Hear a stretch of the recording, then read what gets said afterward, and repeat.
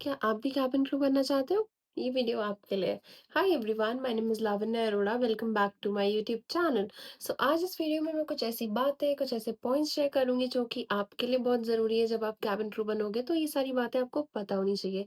To be very honest, जब मैं cabin crew बनी थी, मैं जब अप्लाई करा था, बहुत सारी बातें थी जो मुझे नहीं पता थी, जो मुझे पता होनी चाहिए थी क्योंकि मैंने इतनी रिसर्च नहीं करी थी। बट येस, ये वीडियो आपके सामने आई है तो दिस इज़ अ साइन, आप इस वीडियो को पूरा देखना और ये आपको बातें पता होनी चाहिए। ठीक है? सो मेक श्योर आप इस वीडियो को स्किप ना करें, एंड तक देखना एंड स्टार्ट करते हैं। सो बेसिकली लोगों को लगता है कि हाँ, कैबिन क्रू की लाइफ बहुत ग्लैमरस है, रोज़ एयरपोर्ट पे जाना, रोज़ ट्रैवल, अलग-अलग सिटीज़, डेस्टिनेशंस, ये अभी तक आपने बहुत देख लिया होगा लोगों के इंस्टाग्राम स्टोरीज़ पे। मेरी भी इंस्टाग्राम स्टोरीज़ पे देख लिया होगा। मैं ये नहीं कह रही सिर्फ लोगों की, मैं भी ये सब ग्लैमरस पार्ट ही डालती हूँ। बट आज हम रियलिटी की बात करेंगे। आप सोच रहे हो कि रियलिटी? रियलिटी तो यही है ना कि कैबिन क्रू मतलब रोज़ घूमना, ट्रैवल, नई-नई डेस्टिनेशंस एक्सप्लोर करना, लेओवर्स।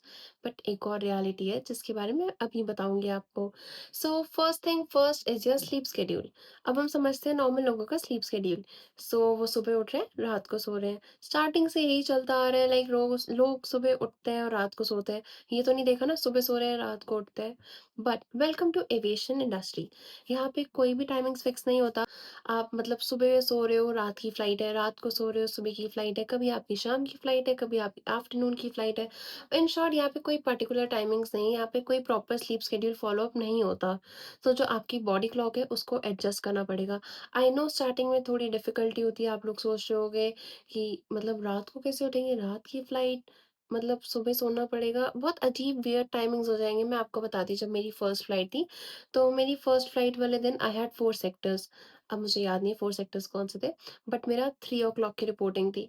मैं सच बता रही हूँ, मैं पूरे दिन सोई नहीं क्योंकि मुझे नींद ही नहीं आ रही थी, मतलब थोड़ा नर्वसनेस फ़ील हो रही थी। 3 बजे की रिपोर्टिंग है तो मुझे 2 बजे निकलना पड़ेगा, 1 बजे रेडी होना पड़ेगा, 12 बजे उठना पड़ेगा। सो ये टाइमिंग्स बहुत ऑड हो जाते हैं। So I just wanted to clear out that अगर आप केबिन क्रू बन रहे हो तो ये पॉइंट भी आपको पता होना चाहिए, आपकी बॉडी को एडजस्ट करना पड़ेगा, आपके स्लीप शेड्यूल को भी एडजस्ट करना पड़ेगा। Second point is smiling is a part of a job. Yes, जैसे आप केबिन क्रू इंटरव्यू के लिए जाते हो, अच्छे से ग्रूम होके जाते हो, आपसे अच्छा क्वेश्चन पूछते हैं, आप एक क्यूट सी अच्छी सी स्माइल मेंटेन करके रखते हो, वही आपको फ्लाइट में करनी है। अब डज़न्ट मैटर आपकी पर्सनल लाइफ में क्या चल रहा है, आप पूरी रात नहीं सोए, आपके रिलेटिव आए थे, आप शादी में गए थे, कुछ भी चल रहा है आपकी पर्सनल लाइफ में, आपको 5 आवर्स की फ्लाइट देती, 6 आवर्स की फ्लाइट देती, back to back 4 sectors, 3 sectors देती, फ्लाइट कितनी भी डिले होंगी, but one thing should be constant is your smile. Because वो आपसे प्रोफेशनलिज़्म एक्सपेक्ट करते हैं, नो मैटर कोई भी डिफिकल्ट डे, कुछ भी चल रहा हो। That's a part of our job.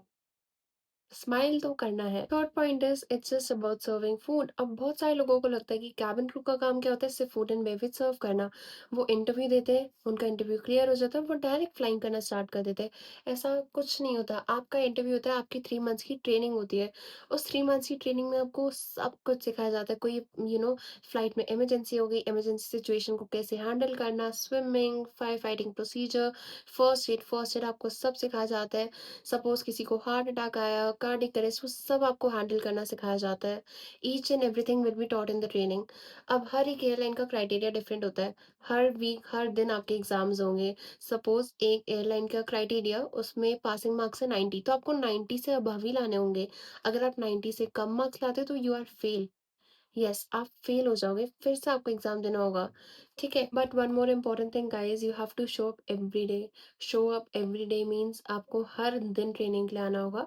हाँ, आपका रोस्टर होगा, उसमें आपको 1 दिन का ऑफ दिया जाएगा। बट मैं आपको अभी जो बात बताऊँगी, सो प्लीज़ आप उस बात से डीमोटिवेट मत होना। मैं आपको डीमोटिवेट नहीं करना चाहती, बट येस, मैं चाहती हूँ आप पहले से प्रिपेयर रहो इन सब चीज़ों के लिए। अगर कोई ऐसी सिचुएशन आ गई तो आप बस प्रिपेयर रहो। सो अगर आप एक भी दिन की छुट्टी अपने अकॉर्डिंग नहीं ले सकते, आपके घर में कोई शादी है, आप बीमार हो गए, कोई भी बीमार हो गया, तो आप ऑफ नहीं ले सकते। अगर आप एक भी दिन की छुट्टी लेते हो, अगर आप क्लास में भी लेट हो जाते हो 5-10 मिनट्स, तो आपको रेलीगेट कर देते हैं।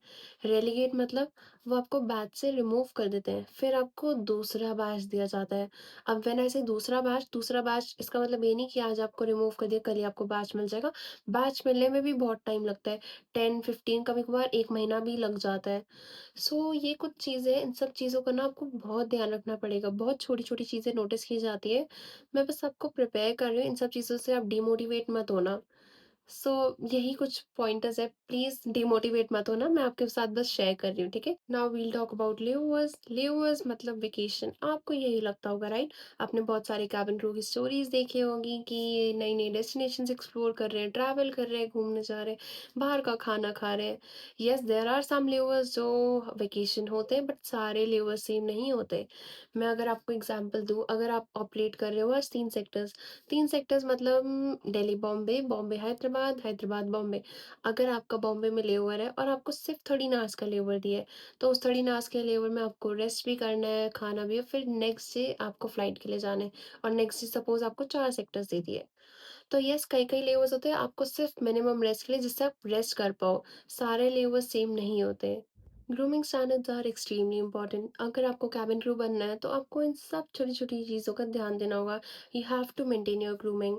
आप इंटरव्यू के लिए जाते हो, आप अच्छे से रेडी होकर जाते हो, अच्छे से मेकअप करके जाते हो, एकदम नीट हेयर स्टाइल बना के। सो ऐसे ही आपको फ्लाइट में जाना होगा।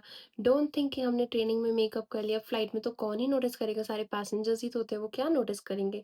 हम कोई भी लिपस्टिक लगा लें, कोई भी हेयर स्टाइल बना लें, कोई भी मेकअप कर लें, आज मेकअप करने का मन नहीं है, मेकअप नहीं करेंगे, ऐसा कुछ नहीं होता। फ्लाइट से पहले आपकी हर चीज़ चेक होती है, आपके डॉक्यूमेंट्स चेक होते हैं, आपकी ग्रूमिंग भी चेक होती है कि आपका हेयर स्टाइल प्रॉपर है, लिपस्टिक का शेड क्या है। तो ये सब छोटी-छोटी चीज़ देखी जाती है, इन सब छोटी-छोटी चीज़ों का ध्यान देना होता है। Last is the reality is challenging but it's rewarding. अब आप में से बहुत सारे लोगों को लग रहा होगा कि ये तो बातें हमें पता ही नहीं थी, कैबिन क्रू बनने से पहले इतनी सारी चीज़ों का ध्यान रखना, इतनी छोटी-छोटी चीज़ देखी जाएँगी, मेकअप एंड ऑल, ये सब देखा जाएगा। मे बी इस वीडियो को देखने के बाद आप में से बहुत सारे लोगों ने अपना माइंड भी चेंज कर दिया होगा कि नहीं यार, मेरे को तो डर लग रहा है कैबिन क्रू बनने से, इतनी चीज़ें देखी जाएँगी, मैं कैसे हैंडल करूँगी? But to be honest guys, ये वीडियो बनाने का मेरा सिर्फ़ एक ही एम था कि मैं आपको सिर्फ़ बता पाऊँ इन सब चीज़ों का आपको ध्यान रखना है। बट येस, एंड में इट्स ऑल रिवॉर्डिंग कि आपको लाइफ लॉन्ग मेमोरीज़ मिलेगी, इतने सारे लोगों से आप रोज़ मिलोगे, इतने सारे फ्रेंड्स बनाओगे, नई-नई आप डेस्टिनेशंस एक्सप्लोर करोगे। I know it's challenging, but it's all worth it. So yes, that's all for the day. See you all in next video. Don't forget to like, share, comment and subscribe my YouTube channel and do follow me on Instagram. Bye bye.